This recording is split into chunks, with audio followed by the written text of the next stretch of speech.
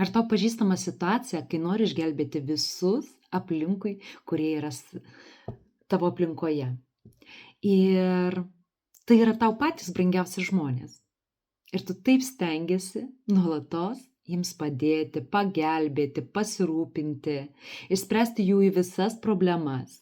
Ar tai būtų, kad vyras alkoholikas, ar tai būtų tiesiog šiandien jojo bloga nuotaika. Ir tavo noras yra tiesiog nuostabus.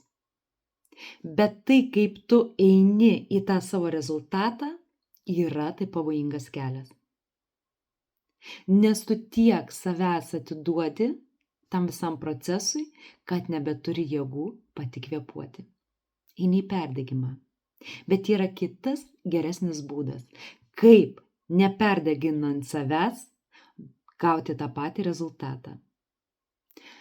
Ta rezultatą, kuris taip pat leis tau mėgautis, kad tu padedi žmonėms, kad tu esi reikalinga, kad tu esi svarbi jų gyvenimams.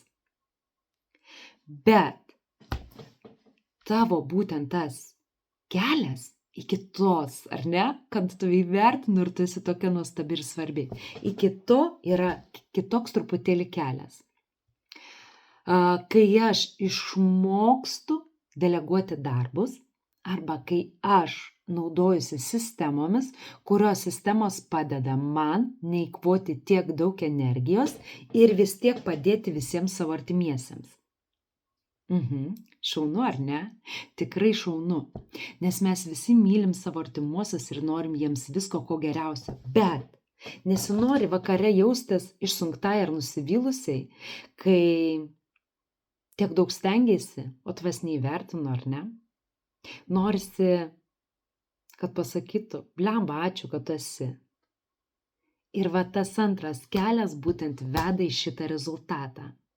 Kada nėra nusivylimo, yra fainas procesas, jautiesi vis tiek svarbi ir žmonės netitolsta nuo tavęs, kai sako, ką tu čia man aiškini, kiekvieną kartą mane mokai, aš pats moku gyventi.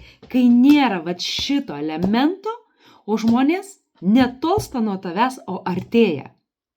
Ir kai žmonės prie tavęs artėja, ar ne, kaip faina, tada susikuria būtent ryšiai, kai tu esi svarbi ir reikalinga ir žmonės eina į tave ne kaip į pamokslų bobutę, o eina į tave kaip į tikrą draugą, sielos draugą, kuris, kai sakoma, padės jiems susivokti, padės jiems įspręsti problemas, neįžeidžiant jų savimylės, neįžeidžiant savęs ar ne, neužgaunant ir nepatiriant skausmo.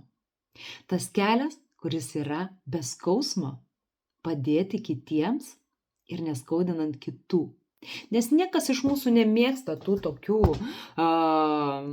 pamokslų bobučių. Tu gyvenk taip, o tu gyvenk taip, o tu daryk taip, o tu daryk taip. Visiems jau va čia. Mes visi suaugę žmonės ir mes žinom, ką ir kur mums geriausiai daryti. Tik kartais reikia tos palaikančios rankos, peties, kad visą tai pasiekti. Ir tu tai gali duoti žmonėms, nes tu iš prigimties tai moki. Tiesiog reikia rasti kelią, kaip tai padaryti be skausmo. Ir jeigu tave domina toks kelias, spausk laiką, komentuok, mane domina, aš jau pasiruošusi. Ir ateik į asmeninę sesiją su manimi ir pasiimk tą sistemą, kurią pagal save galėsi išdirbti kartu su manimi. Ir pagaliau galėsi nebejausti nusivylimo, kad tavimi tik naudojasi.